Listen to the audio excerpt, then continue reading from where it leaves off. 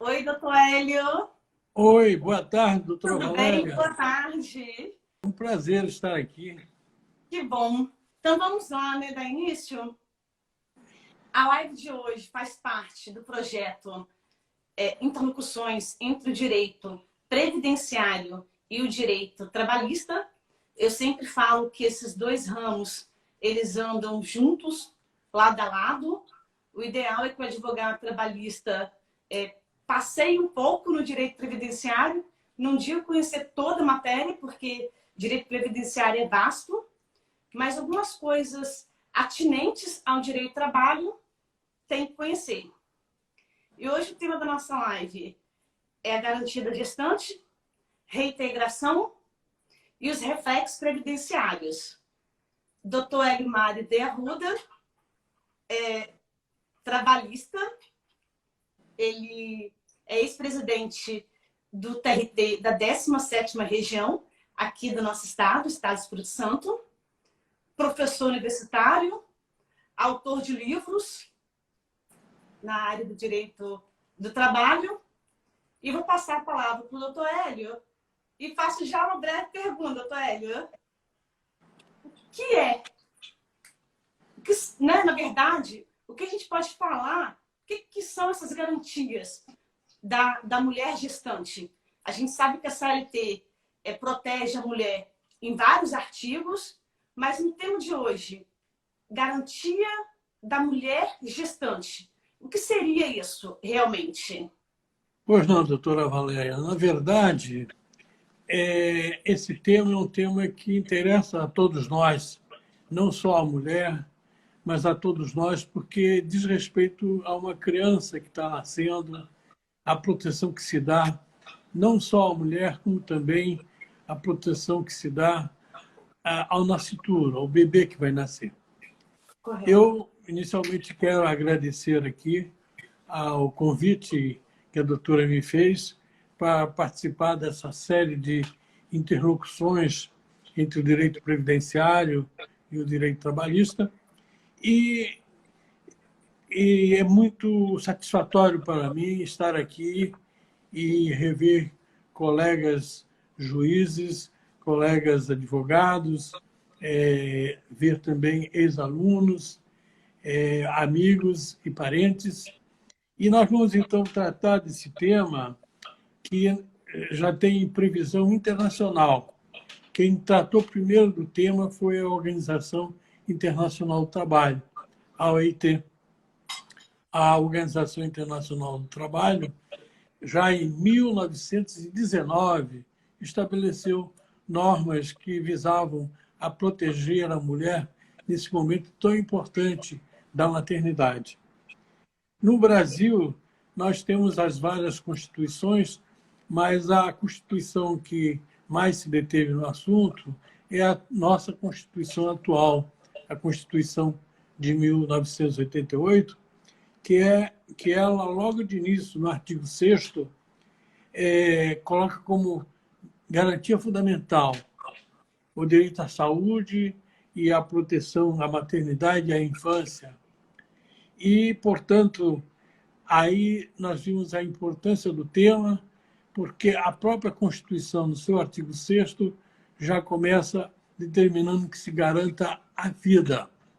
E nós vamos ver mais adiante que se coloca entre os direitos fundamentais a proteção à saúde e à maternidade.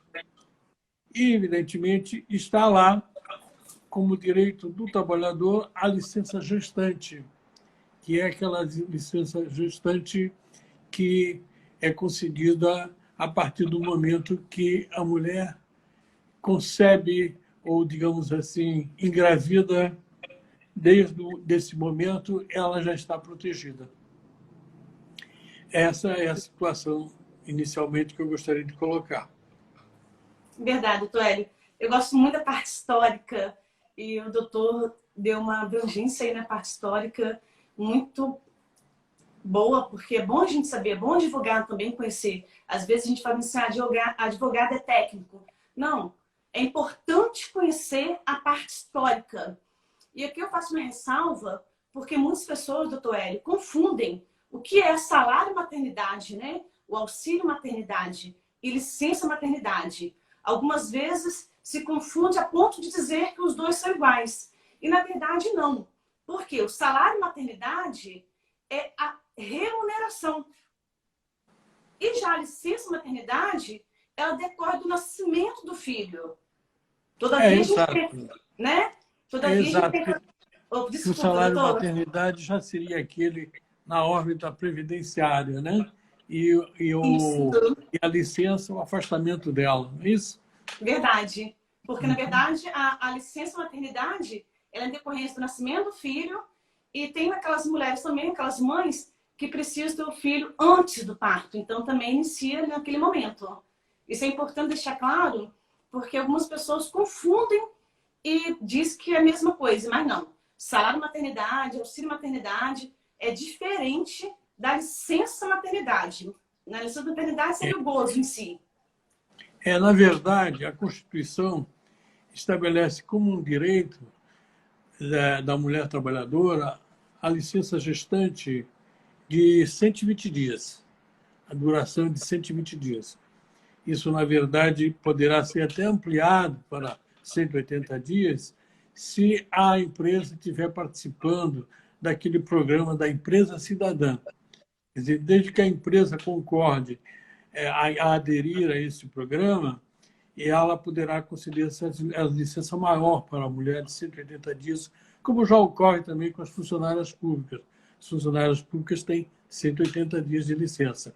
No caso específico, devemos considerar que a empresa cidadã, evidentemente, vai também se favorecer porque vai descontar menos imposto de renda. Vai abater do imposto de renda aquilo que pagar mais a mulher por ocasião dessa prorrogação.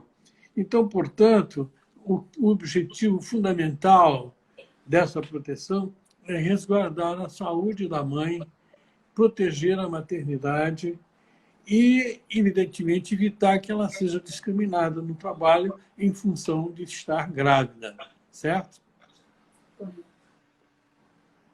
Também a gente tem que... Oh, perdão.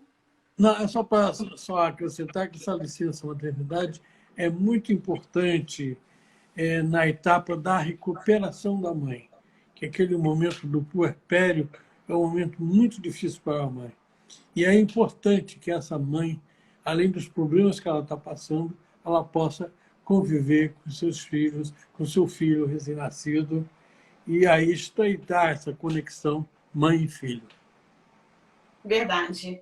E também nós temos que frisar, doutor Hélio, o natimorto, né? Porque se a mulher tiver um filho, e basta ela comprovar no INSS, levar a certidão de óbito, e que ela vai ter direito a receber o salário e maternidade. E tem uma previsão também. Não impede o fato de o filho nascer morto, morrer uns dias depois, isso não impede que ela seja beneficiada com o salário maternidade. Porque, de qualquer forma, ela sofreu, vamos dizer assim, um desgaste emocional muito grande e essa mulher, então, trabalhadora, deverá ter também esse tipo de proteção.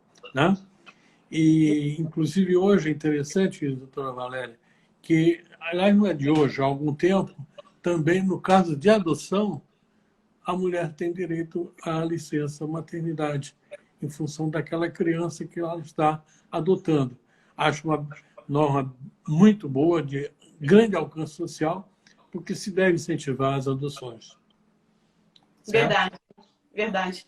E também tem aquele artigo também da CLT, né, doutor Hélio, que prevê também caso de aborto, né?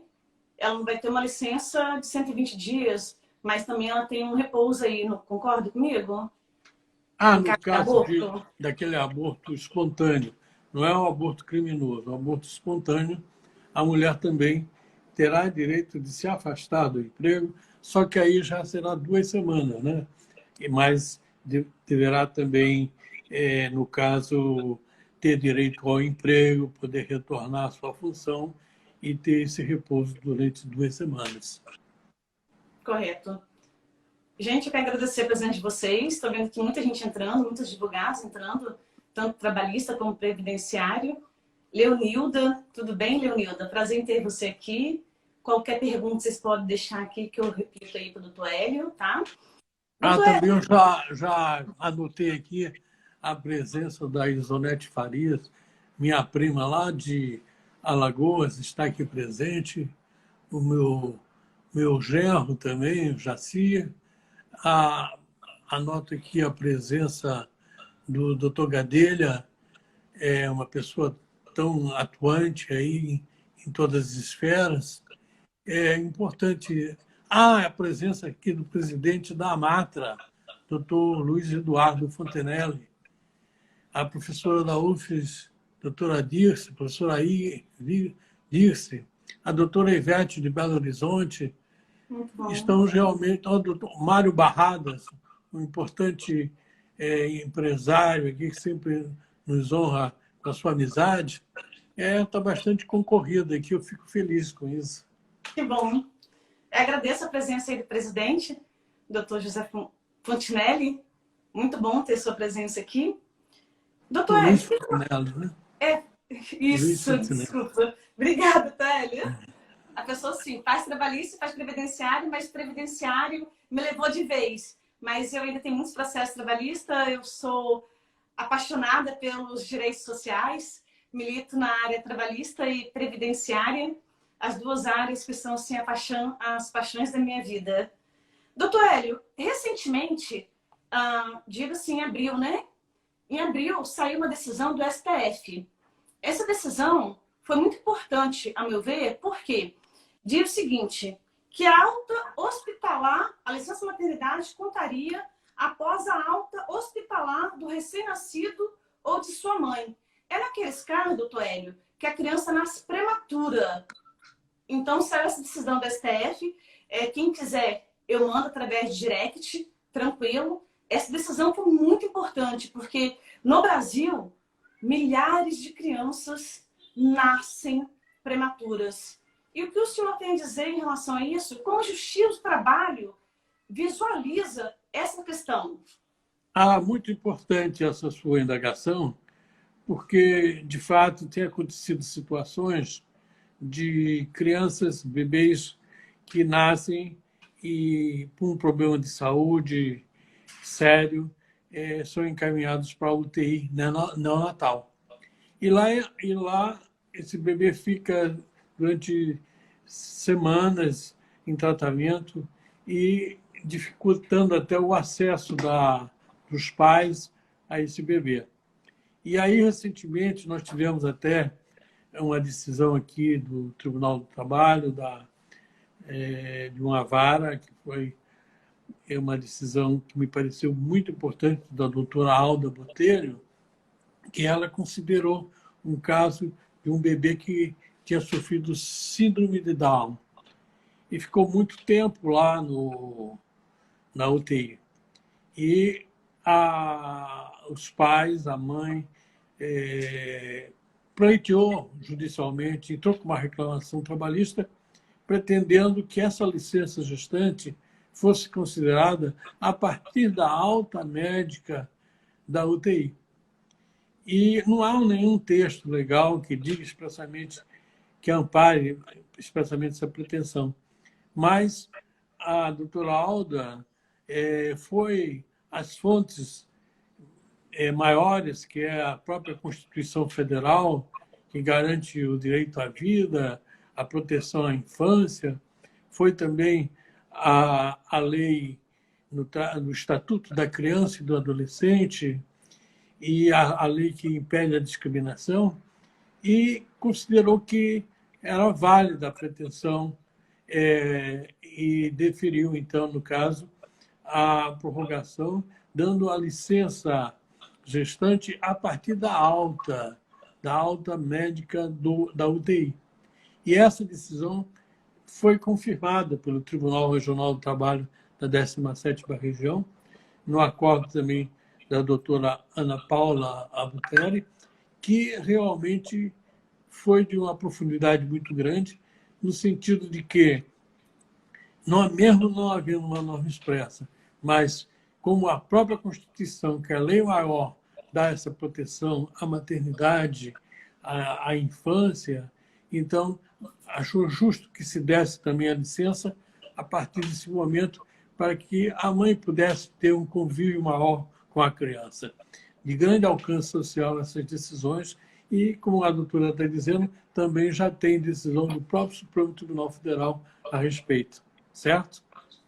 Que bom, doutor Hélio, que o nosso tribunal aqui, o TRT, né, da 17ª Região, tem julgado esses casos, porque tem crianças, não só as crianças prematuras, né, tem essa proteção, né, nós temos aí as crianças que têm problemas renais, crianças com síndrome de Down. Também nesse caso, então, doutor Hélio, o senhor está frisando aí nessa decisão, também acobertaria essas outras crianças, né, não somente as prematuras, concorda? Pois não. Doutora Valéria, inclusive, eu gostaria de colocar aqui que, além da licença gestante, a Constituição estabelece uma garantia no emprego. É uma garantia que tem início no momento da concepção, quer dizer, no momento em que é confirmada a gravidez, e essa confirmação da gravidez ocorre justamente através do exame médico, aquela ultrassonografia. A ultrassonografia estabelece aquele dia que ocorreu realmente a concepção. E, a partir daquele momento, a mulher já passa a ter uma garantia de não poder ser mandada embora. Tem início e vai, então, durante 7, 9 meses e, após o parto, até 5 meses após o parto. Então, nesse caso, porventura, o empregador desconhecer e mandar a mulher embora, ou mesmo sabendo mandar ela embora, terá consequências. Ela poderá ingressar em juízo e pedir a sua reintegração no emprego. E, inclusive, ela poderá se valer daquela tutela especial que existe no Código de Processo Civil, do artigo 300, que possibilita que o juiz dê a chamada tutela de urgência, uma liminar, permitindo a reintegração imediata no emprego dessa mulher, ou seja, garantindo os seus salários durante o período antes e após o parto. Muito importante. Concordo, doutor. Seria nos casos, então, da dispensa arbitrária? Se a gestante ela for despedida arbitrariamente, ela teria direito à indenização ou teria direito à reintegração? Deve escolher um ou outro? Como seria? Essa questão realmente é bastante interessante, porque muitas vezes o empregador diz: não, eu não sabia que que estava grávida, era uma moça tão sossegada, tão tranquila, jamais podia suspeitar que ela estivesse grávida. Mas, na verdade, existe o fato objetivo que ela engravidou. E a proteção se dá em favor do nascituro, em favor do recém-nascido. E aí pouco importa se o empregador sabia ou não, a proteção se dá. Agora, existem outras situações em que o empregador sabe que a mulher está grávida e simplesmente não quer cumprir a legislação e manda essa mulher embora. E aí, nessa situação, se agrava mais ainda, porque a mulher pode pretender a reintegração, voltar ao emprego, receber os salários de todo o período do afastamento e, ainda por cima, poderá responder ainda esse empregador por uma indenização por dano moral. Existe, inclusive, uma lei específica da época do presidente Fernando Henrique, 9.000 e pouco, depois eu vejo exatamente o número, que estabelece que, no caso de ocorrer uma discriminação, a mulher ser discriminada porque está grávida e perdeu o emprego por conta disso, ela pode, então, pretender não só a reintegração e ainda uma indenização por dano moral. Correto. E, doutor Hélio, isso se equivale também a... Mas antes de eu te perguntar, deixa eu cumprimentar aqui nossa amiga, doutora Simone Malek, está aqui presente. Sim. Que ótimo! A Clarinha Cautela também está presente, a Ivete, doutora Ivete, doutora... Muita gente conhecida aí, importante isso, constatar que eles vieram prestigiar aí o nossa live, não é isso? Verdade. O É, doutor Lúcio Cipreste, ele é coordenador do EPREV, é um advogado aí combatente, está sempre na luta pelos direitos sociais, advoga na área trabalhista, advoga na área previdenciária, adora discorrer sobre o limbo previdenciário, ele está sempre aí com ações relativas ao limbo previdenciário.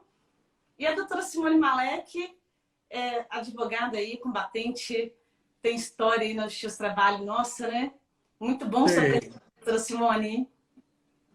Realmente, eu vejo que vieram aqui, eu fico feliz, vejo aí também minhas sobrinhas aí, a Irenisa, vejo aí minha afilhada também lá do Rio. Quer dizer, não só o pessoal da área jurídica, como também os nossos amigos e parentes vieram aí prestigiar o evento.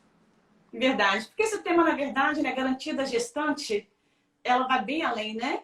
Doutor Kleber Cortelete. Prazer. Ah, Nossa, saudade de perfeito! você. Doutora Zóia Leguizamon, lá de Campo Grande, Mato Grosso, também está aí. Está bem concorrido aí. E tá bem diversificado, né? Colegas aí até Exatamente. do Mato Grosso, né? Que bom. Mas, doutora Valéria, teria mais perguntas aí. Sim, Se alguém doutor tiver Hélio. alguma pergunta, poderá formular, nós poderíamos responder aqui. Tá? Também. Doutor Hélio, em relação à dispensa discriminatória, poderia dizer que seria também uma despedida discriminatória? A demissão arbitrária se equivale a falar em demissão discriminatória? Porque, na verdade, a Constituição fala que a mulher não pode sofrer despedida arbitrária ou por justa causa. E aí, nesse conceito de despedida arbitrária, é que alguns consideram que não seria despedida arbitrária se a empregada foi mandada embora por um motivo econômico, financeiro ou técnico, né? Então, por exemplo, numa época de pandemia, poderia a empresa dizer: não, eu não mandei embora porque ela estava grávida, mas porque ocorreu a pandemia, houve um problema sério que abateu sobre a empresa e ela teve que mandar embora.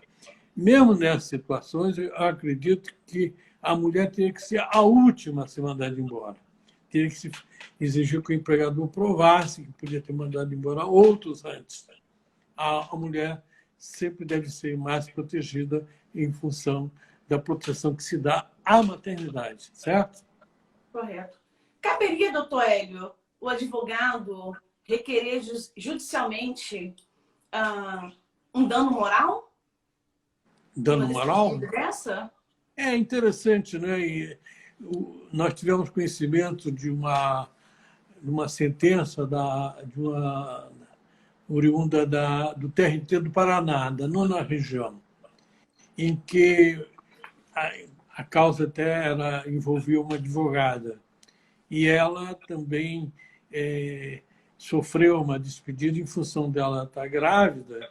E, no caso, essa situação ainda foi um pouco agravada porque a empresa tentou fraudar, tentou dizer que não era contrato de trabalho, que era uma prestação de serviços autônoma, quis descaracterizar. E aí, nesse caso, acabou que a justiça entendeu que tinha ocorrido um dano moral e condenou a empresa numa indenização de R$ 50 mil. Nossa, isso é importante frisar, né, doutor Hélio, que os empregadores têm que agir com mais cautela, né? Até mesmo porque a mulher gestante tem essa proteção também, né, que tem que ser respeitada. Eu gostei muito Até alguns dizem que é uma proteção que se dá à mulher que acaba prejudicando a mulher, porque muitos empregadores não querem nem contratar a mulher, ficam com receio de uma gravidez, de uma gestação. Você sabe que, inclusive, essa garantia hoje também é estendida às empregadas domésticas, né? As empregadas que trabalham no âmbito residencial. E isso preocupa muito, porque a relação doméstica é uma relação no âmbito muito restrito e a confiança aí é muito importante que ocorra, mas mesmo assim o Tribunal Superior do Trabalho já afirmou jurisprudência que mesmo as domésticas têm têm a garantia realmente a garantia no emprego, certo? Correto. Eu gostei do exemplo que o doutor deu em relação ao advogado, que foi do processo da nona região, né? Porque o salário maternidade, ele é concedido, né, às empregadas que estão de carteira assinadas, é automático, elas já estão carteira assinadas, né? Então, elas são... E a contribuintes individuais, que são os autônomos. Os advogados são considerados profissionais autônomos, liberais. E para ter direito, os advogados precisam, as mulheres advogadas precisam estar contribuindo para o INSS. Isso é bom frisar, porque a contribuição previdenciária, ela está prevista na Constituição Federal e nós, advogadas, a gente deve contribuir em respeito a essa determinação. A gente não pode ficar sem contribuir, até para a gente ter os nossos direitos aí resguardados. E também, doutora Valéria, no caso, a profissional autônoma também tem direito à licença gestante. Quer dizer, Isso. é um benefício que alcança também ao trabalhador autônomo, por conta própria. Correto. Né? Exato. Só que aí o pagamento é feito pela própria Previdência. Quer dizer, no caso do trabalhador, a empresa paga e depois se ressarce. E no caso da autônoma, o pagamento é feito diretamente pelo INSS. Verdade. E também não tem exigência nenhuma para as trabalhadoras com carteira assinada e as domésticas. Não tem carência. Já a trabalhadora autônoma, ela tem que cumprir uma carência junto ao INSS para ter direito a receber essa licença maternidade. Doutor Hélio, em relação à reforma trabalhista trouxe aí, né, e está sendo muito debatido, né, o trabalhador intermitente.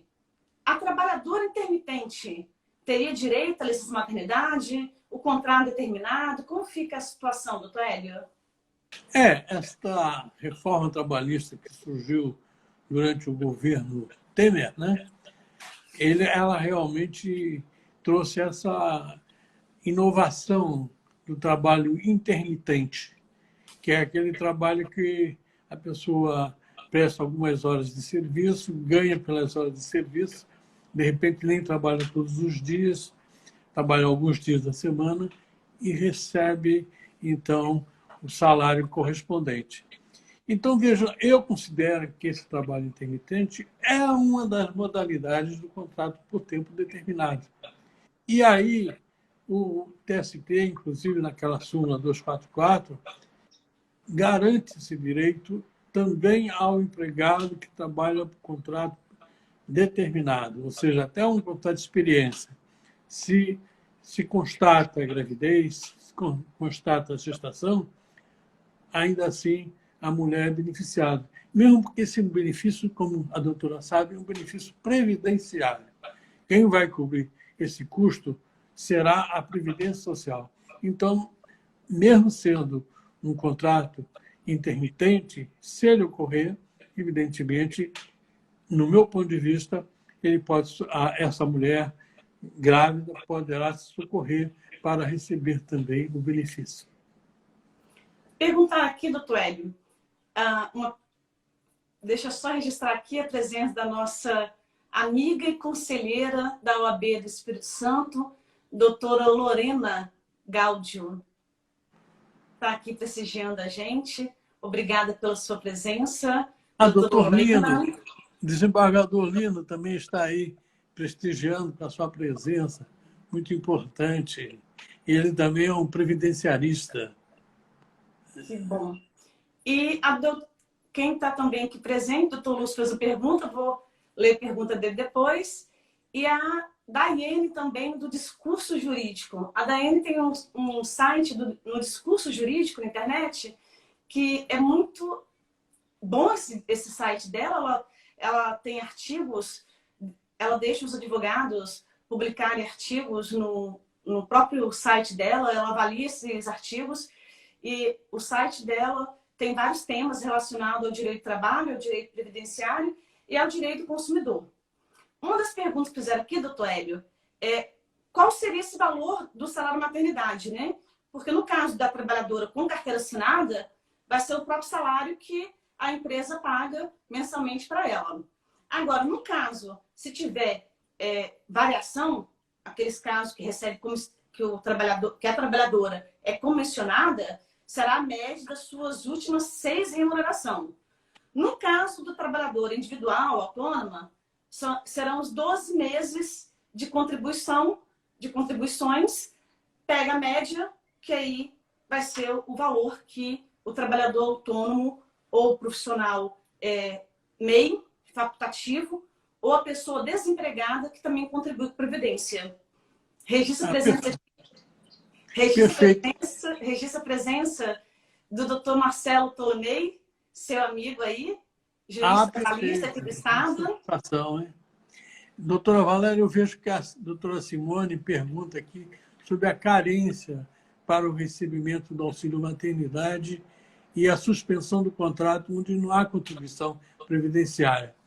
Eu entendo, na verdade, que para a recepção do auxílio maternidade não há necessidade de carência. Basta o fato objetivo da mulher estar grávida. E havendo suspensão do contrato de trabalho, evidentemente, não havendo contribuição, mas, diante do fato da mulher se encontrar no estado de gestação, ela pode perfeitamente obter o benefício. Correto, doutor Hélio. E lembrando, né, que, no caso, estão perguntando também sobre o tempo de recebimento, né? No caso de adoção, 120 dias. Natimorto também, 120 dias, a contar da morte do... Teve uma época, doutora Valéria, que, em caso de adoção, se estabelecia uma escala de acordo com a idade, a licença era maior e ia diminuindo conforme a pessoa tivesse mais tempo de vida, o adotado.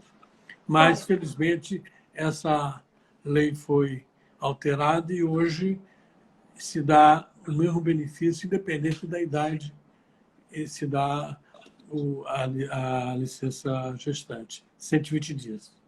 Verdade, isso. E aqueles casos específicos, né, doutor Hélio, que a gente sabe que a CLT prevê, né, os 14 dias em caso de aborto. A doutora Flávia Corselli também, a juíza lá de Campinas. Doutora Flávia. A minha querida Flávia está aí presente, que bom. Que bom, muito bom. Aí estava falando, doutor Hélio, dos casos do aborto espontâneo, né, que são 14 dias, né? Então, 120 dias de modo geral, né?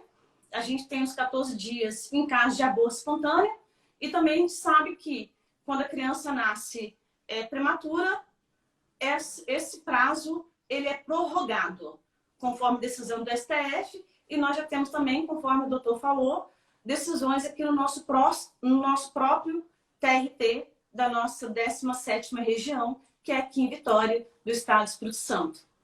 Correto?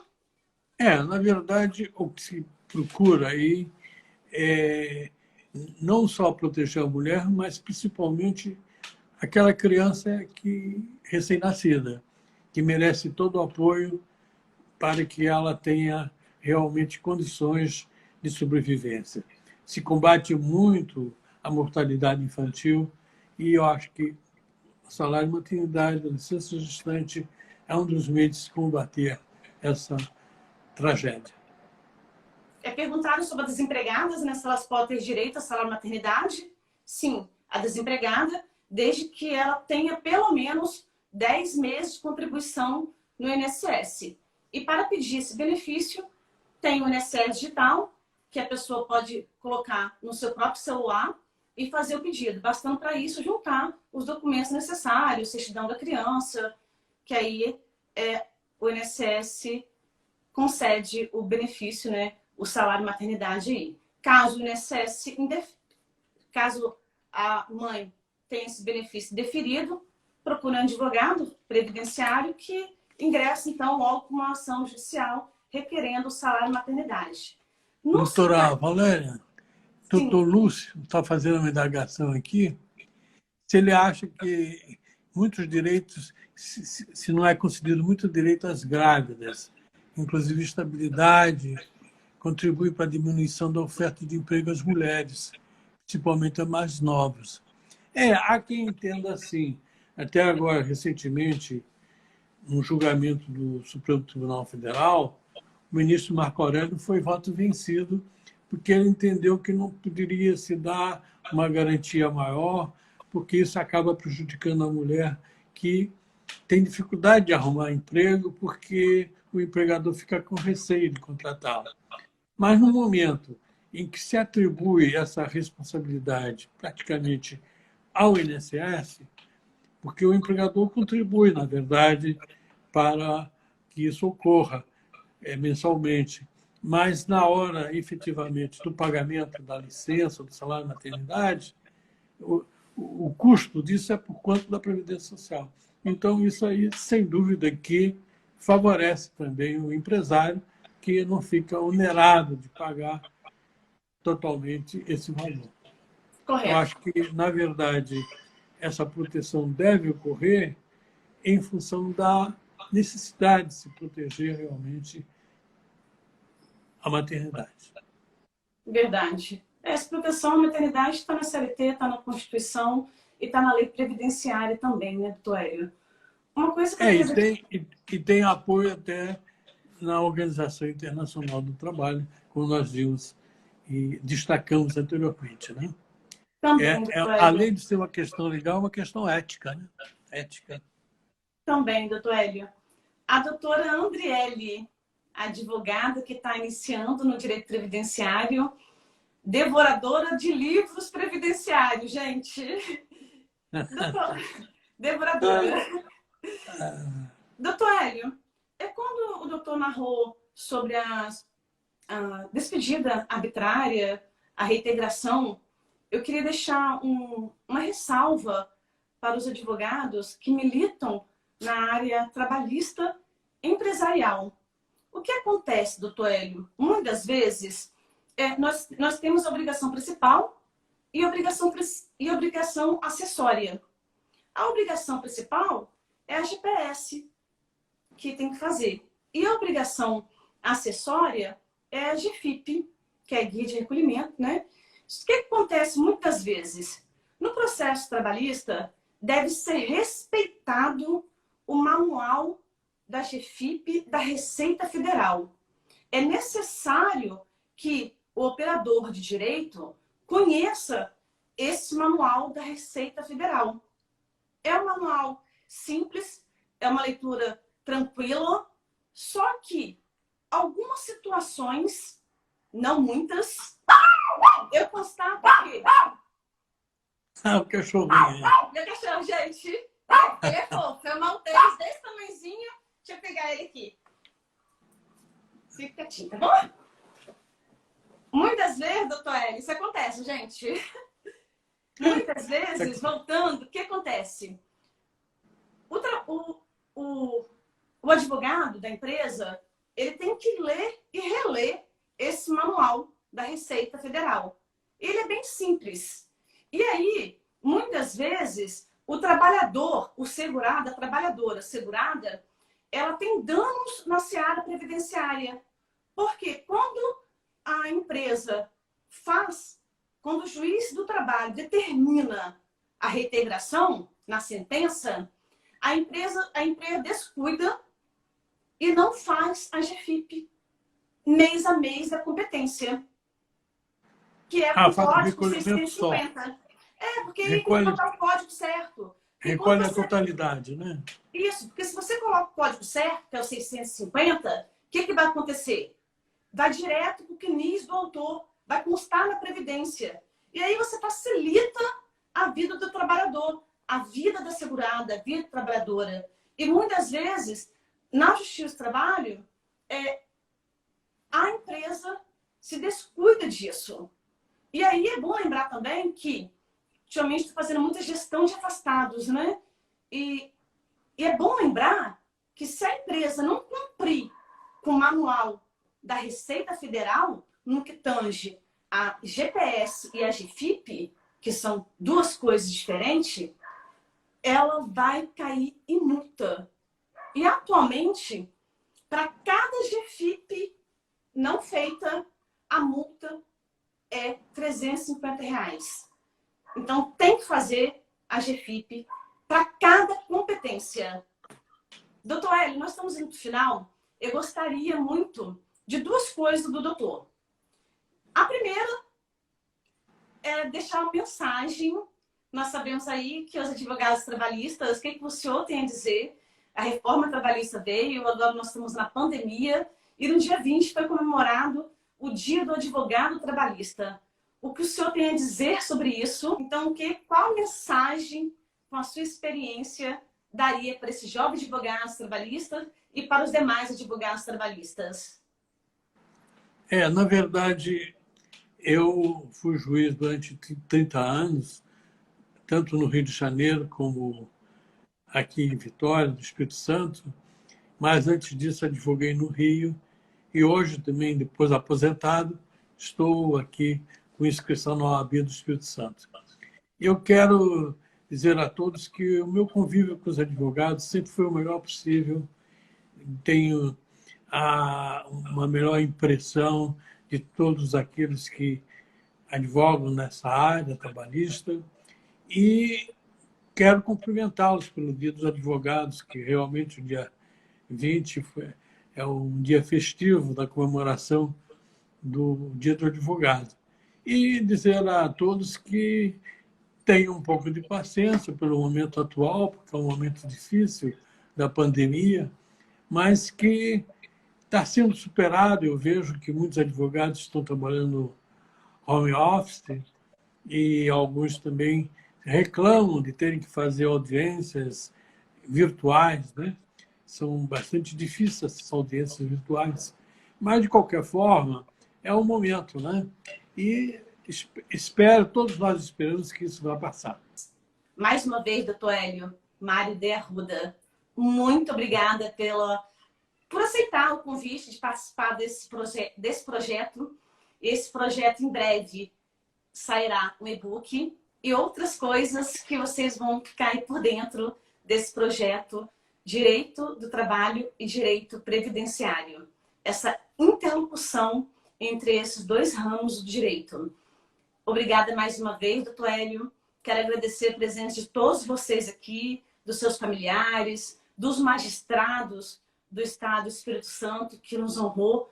Eu agradeço a todos aí pela participação e que possamos nos encontrar em outros encontros. Né? Correto. Um abraço a todos. Outro.